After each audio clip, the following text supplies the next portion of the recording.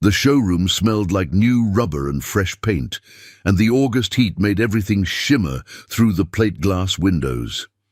It was 1967, middle of a drought summer that had turned half of southern Kansas into cracked earth and dust. Tom Brennan had driven his beat-up Chevy pickup 17 miles from his place outside Meridian, just to look at tractors he probably couldn't afford. The dealer, a man named Vernon Hastings with slicked-back hair and a tie clip, even in 100-degree heat, took one look at Tom's worn boots and sun-faded shirt and decided right then this wasn't a customer worth his Saturday morning.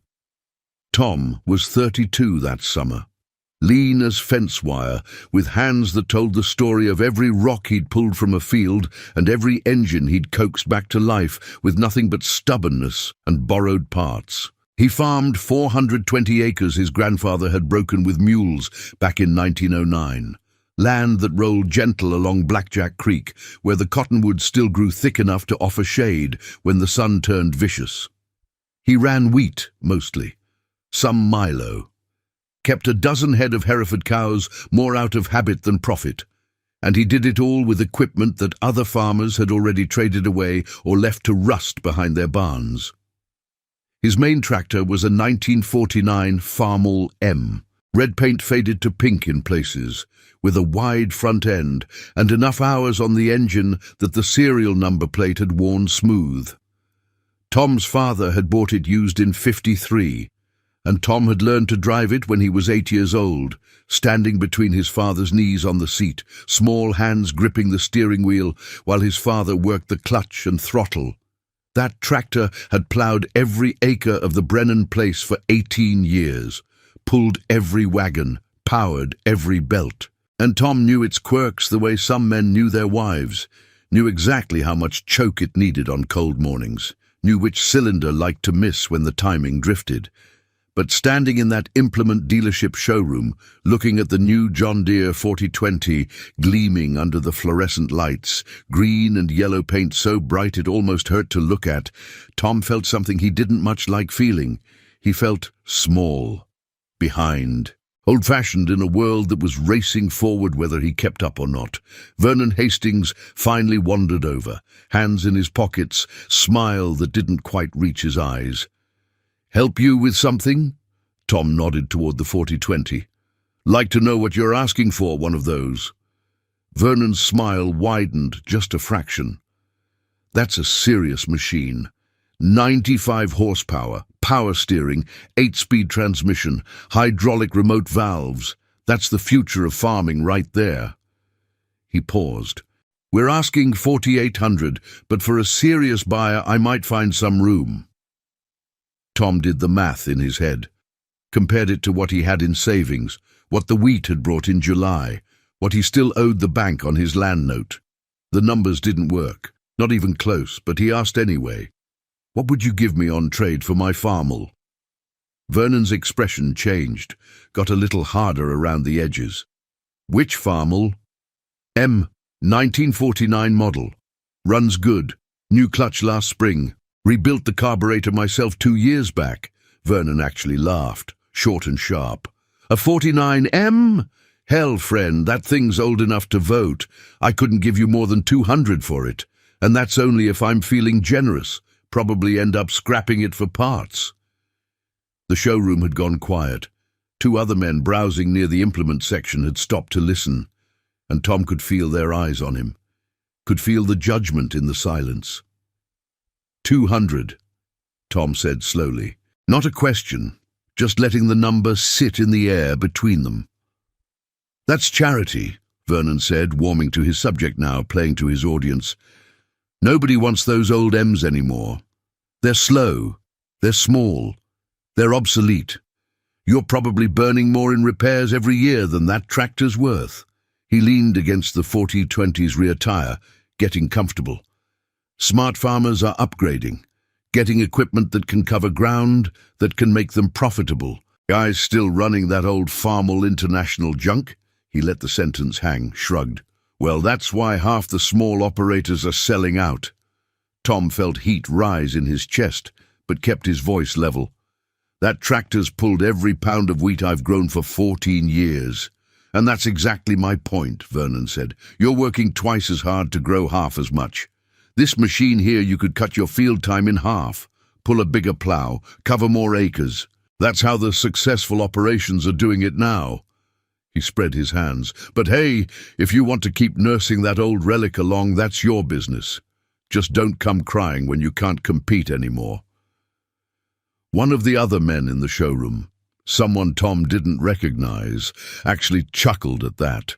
Tom stood there another moment, looking at the 40-20, doing the math one more time, even though he knew it wouldn't change. Then he nodded once, turned, and walked out into the August heat without another word. The drive back to the farm felt longer than 17 miles. Now, before we go further, I want to know what you're thinking right now.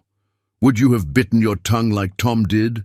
Or would you have said something back to Vernon Hastings? Because I think how a man handles that kind of disrespect says a lot about his character. And Tom's response that day was about to prove something nobody in Callahan County expected. Tom's wife, Ellen, met him at the kitchen door when he got home, saw his face and knew without asking how it had gone. She'd been a farm wife for 9 years by then, had learned to read drought in the sky and disappointment in her husband's shoulders, and she had her own opinions about new tractors and debt. "They wouldn't work with you?" she asked, pouring him coffee even though the house was already hot as a kiln. "Offered me 200 for the M," Tom said, sitting at the table. "Said it's obsolete. Said smart farmers are upgrading." Ellen set the coffee down harder than necessary. 200 for a tractor that works every day. Called it charity. Said I'm working twice as hard to grow half as much. "Smart farmers are also selling out," Ellen said quietly. "Meridian Bank foreclosed on the Hendricks place last month. Bill Morehouse lost his farm to auction in July. Both of them bought new equipment 3 years ago. Both of them got buried when wheat prices dropped." Tom wrapped his hands around the coffee cup. "Vernon Hastings basically called me a fool in front of half the county." Ellen sat down across from him, reached across the table, and took his hand. "Then we keep the Farmall, and Vernon Hastings can go straight to hell." Tom looked up at her, saw the steel in her eyes that had made him ask her to marry him in the first place, and he felt something settle in his chest. Felt a decision click into place like a plough dropping into soil. "Yeah," he said. "Yeah, I think that's exactly what we do." But keeping the Farmall meant something more than just stubbornness. It meant Tom had to become a different kind of farmer, had to learn things most men were forgetting, had to develop skills that the newer equipment was making obsolete. He spent his evenings that fall with manuals spread across the kitchen table, teaching himself diesel engine theory and hydraulic systems from books he borrowed from the county library. He learned to weld better than he had any right to, practicing on scrap metal until he could lay a bead straight and strong enough to hold under load. He started scrounging salvage yards and farm auctions for parts, building a collection in one corner of his barn that other farmers would have called junk, but Tom knew was gold if you understood what you were looking at. The Farmall M became more than a tractor to him. It became a statement, became proof of something he couldn't quite put into words, but felt deep in his bones. Something about self-reliance and independence, and not letting other men's opinions dictate how he ran his operation. Word got around the way it does in small farming communities. Tom Brennan's the guy still running that old Farmall, still doing things the hard way, still refusing to modernize. Some men respected it, most didn't. At the feed store in Meridian, at the grain elevator, at church on Sundays, Tom could feel the looks, hear the whispered conversations that stopped when he walked up. Vernon Hastings made sure the story spread, told it like a joke at coffee shops and gas stations, about the stubborn fool who'd rather nurse an obsolete machine than step into the 20th century. About the farmer who was going to work himself to death trying to compete with 19-year-old equipment. It got laughs. It got nods. It became the kind of story people told to make themselves feel smarter by comparison. And the years rolled on. 1968 brought rain. Blessed rain that turned the winter wheat green as money and filled Blackjack Creek bank to bank for the first time in 3 years. Tom's crop came in strong, and he paid down his land note, put money in savings, fixed the roof on the barn that had been leaking since his father's time. The Farmall pulled the grain drill, pulled the combine, pulled wagon after wagon of wheat to the elevator. Never complaining, always starting, always working. 1969 was harder. Late freeze killed the early wheat. Then grasshoppers came in clouds thick enough to darken the sun and ate everything green they could find. Tom replanted late, switched some acres to milo, made enough to break even but not much more. He rebuilt the Farmall's transmission that winter, working in a barn with a space heater and frozen fingers. Learning as he went, refusing to pay a mechanic for work he could figure out himself. 1970 brought drought again. The kind that cracked the earth and turned the sky a pale, angry white from dawn to dusk. Water in Blackjack Creek dropped to a trickle, and the wheat came up sparse and thin. But Tom had learned from the last drought, had changed his tilling methods, had started leaving stubble to hold moisture, and while his yields weren't great, they were better than his neighbors, and he made enough to get by. At the implement dealership, Vernon Hastings sold John Deere after John Deere. He sold them to young farmers starting out who thought new equipment was the key to success. He sold them to established operators who believed bigger was always better. He sold them on credit terms that seemed reasonable until wheat prices fell, or rain didn't come, or unexpected repairs ate up the margins. And every time he passed Tom in town, he'd smile that same smile, the one that said he knew something Tom didn't. By 1971, 3 farms around Meridian had gone under. By 1972, it was 7. Good men, hard workers, guys who'd done everything the experts said to do, bought the right equipment, expanded their operations, modernized their farming practices. But when the note came due and the bank wanted its money, all that modern equipment got auctioned off for pennies on the dollar, and the families packed up and moved to town or moved away entirely, leaving empty houses and silent barns and fields that got absorbed by bigger operations or sold to out-of-state investors who never walked the land they owned. Tom kept farming his 420 acres, kept maintaining his Farmall M, kept doing things the way he'd learned to do them, with his hands and his back and his stubborn refusal to quit. If you're enjoying this story, do me a favor and hit that subscribe button, because I've got dozens more tales like this one. About farmers who survived by doing things their own way. About men who understood that newer doesn't always mean better. And about the price communities paid when they forgot the wisdom that got them through the hard times. 1973 brought changes nobody saw coming. The Arab oil embargo hit that October, and diesel prices jumped so fast it made farmers' heads spin. Suddenly, those big new tractors with the powerful engines and the modern technology were burning fuel that cost twice, then 3 times what it had cost a year before. Farmers who'd planned their budgets around cheap diesel were scrambling, trying to figure out how to cover their fields without going broke on fuel alone. Tom's Farmall M, with its smaller engine and simpler design, sipped fuel compared to the newer machines. What had seemed like a disadvantage, that lower horsepower and slower operating speed, suddenly became an asset when every gallon cost real money. He could still plow his acres, still pull his equipment, still get his work done. And he was spending 1/3 what his neighbors were spending on diesel. That winter, a farmer named Ray Thornton, who ran a section and a half on the north edge of the county, stopped by Tom's place one Saturday morning. Ray drove a new GMC pickup and farmed with a 4430 John Deere he'd bought in '71, and he and Tom had never been particularly close. Ray had been one of the men in the implement dealership that day in '67. One of the ones who'd heard Vernon Hastings call Tom a fool.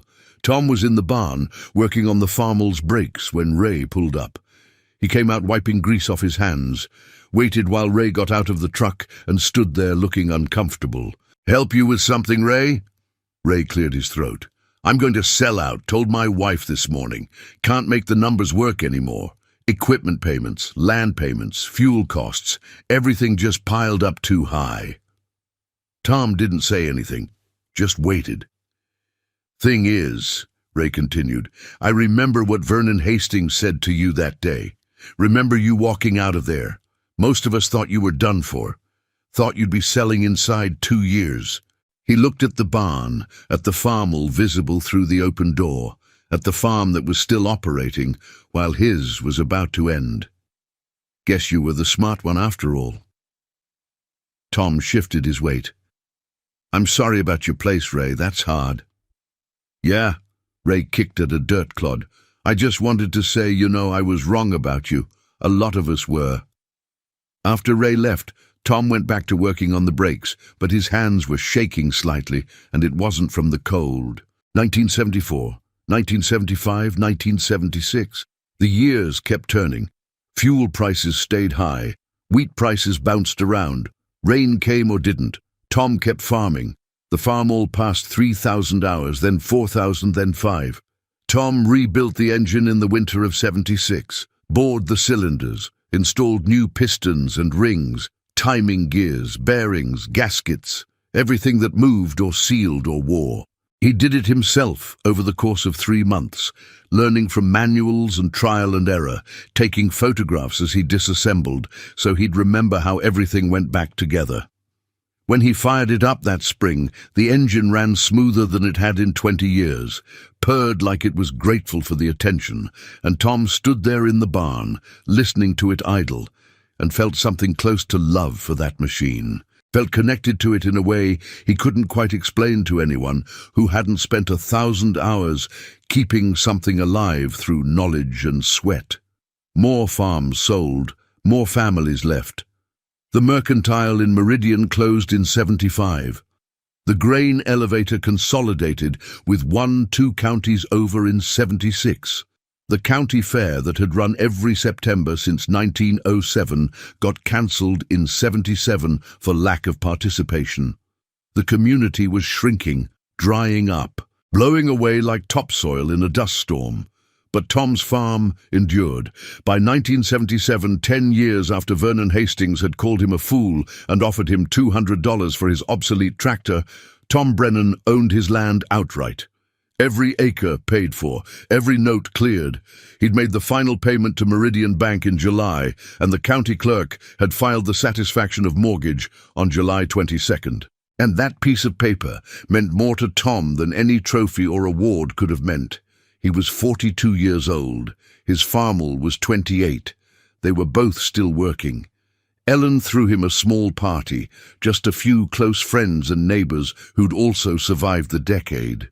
People who understood what it meant to still be farming when so many others had given up or been forced out. They grilled steaks in the yard, drank beer in the evening coolness, told stories about close calls and narrow escapes, and the times they'd thought for sure they wouldn't make it. Someone asked Tom what his secret was, how he'd managed to hold on when bigger operations with better equipment had folded. Tom thought about it for a while, watching the sun go down over his wheat fields, watching the light turn everything gold and amber and purple. I think maybe I just didn't try to be something I wasn't, he said finally. Didn't try to outproduce the big operators. Didn't try to compete on their terms. Just tried to run a farm I could afford, with equipment I could fix, growing crops I understood, living on less than I made. He paused. Nothing fancy, nothing complicated, just sustainable. And stubborn, Ellen added, smiling at him from across the yard. Don't forget stubborn. Yeah, Tom agreed. That too. Now I want to hear from you folks watching this. Would you have had the discipline Tom had to keep running old equipment when everyone around you is upgrading? Could you have handled being called obsolete and foolish year after year? Leave me a comment with your thoughts, because this kind of pressure to modernize or die, that's something every generation of farmers faces in different ways. The day Vernon Hastings' dealership closed came in September of 1977, and Tom heard about it at the feed store before he saw the signs on the door. The implement business had gotten too tight, too competitive, margins too thin. Vernon had been selling tractors on credit terms he couldn't sustain, taking trade-ins for more than they were worth, trying to maintain volume in a market that was shrinking. The bank called his notes. The manufacturer pulled his franchise. The whole operation went under in less than a month. Tom drove into Callahan one Friday afternoon and pulled up in front of the shuttered dealership. The showroom windows were empty. The lot where the shiny new John Deeres had sat was bare concrete, and there was a bankruptcy sale notice taped to the front door. He sat in his truck for a few minutes, looking at it, trying to figure out how he felt. He didn't feel triumphant, didn't feel vindicated. Mostly, he felt sad. Felt like he was looking at one more piece of the rural world he'd grown up in crumbling away. One more part of the community infrastructure that had supported farmers for decades, just gone. But he also felt something else, something harder and clearer. He'd been proven right about something important, something that went deeper than tractors or business practices. He'd been proven right about the value of self-reliance, about the danger of debt, about the difference between what you need and what someone's trying to sell you. A car pulled up beside him, and he looked over to see Vernon Hastings himself behind the wheel. A Cadillac that probably should have been repossessed already. Vernon looked at Tom, and for a moment their eyes met through two sets of car windows. And Tom saw something in Vernon's face he'd never seen before. Saw defeat and humiliation, and a particular kind of shame that comes from being loudly wrong about something you were loudly right about. Tom nodded once. Respectful, acknowledging the man, if not the choices he'd made. Vernon nodded back, then drove away. Tom never saw him again. Word was, he moved to Wichita, got a job selling insurance, never came back to Callahan County. The years after that were steadier. Tom had learned what worked and what didn't, had developed a system that fit his land and his equipment and his temperament. He didn't get rich, didn't expand much beyond his original 420.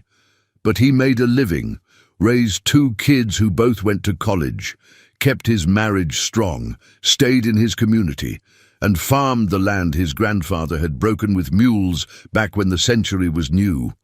The Farmall M kept working. Tom rebuilt the transmission again in 81, replaced the radiator in 83, put in a new clutch in 86. Each time he did the work himself, had developed enough skill and knowledge that he could diagnose problems by sound, could feel through the steering wheel when something wasn't quite right, could keep that machine running long past when any reasonable person would have said it should have been retired. Other farmers started asking him for help.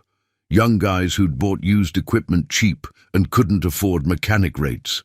Older men who'd grown up working on their own machines but had forgotten skills they hadn't used in years.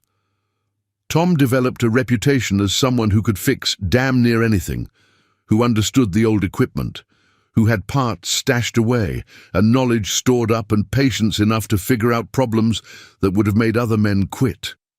He never charged much for his help. Sometimes just asked for parts cost, sometimes just accepted a six-pack or a helping hand when he needed it. It wasn't about money. It was about something else, about maintaining knowledge, about preserving the kind of self-sufficiency that he'd learned was the difference between surviving and going under.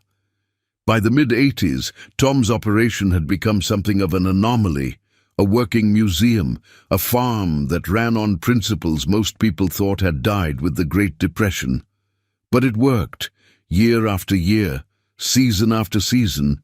It worked. And then, on an evening in August of 1987, 20 years almost to the day after Tom had walked out of Vernon Hastings' showroom, everything came full circle.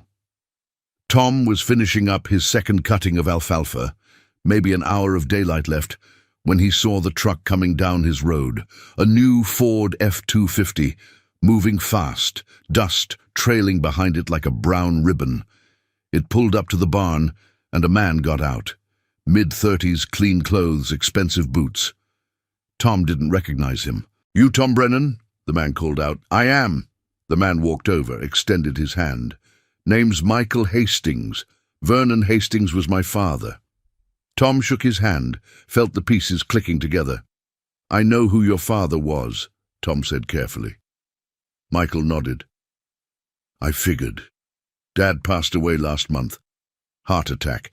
I've been going through his things, and I found something I thought you should see." He walked back to his truck, pulled out a folder, brought it over.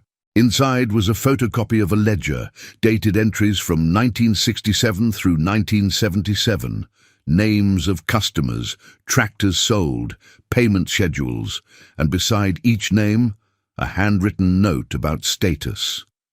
Tom scanned the list, saw names he recognized, farms that had sold, operations that had gone under, families that had left. At the bottom of the last page, in Vernon Hastings' handwriting, was a single sentence. "Tom Brennan was right, and I was wrong. He understood what mattered, and I sold people what I wanted them to buy, not what they needed. That's on me." Tom read it twice, looked up at Michael. "He wrote that about 6 months before the dealership closed," Michael said. "Never showed it to anyone, never apologized. But he knew he'd steered good people wrong, knew he'd valued profit over their survival." Michael paused.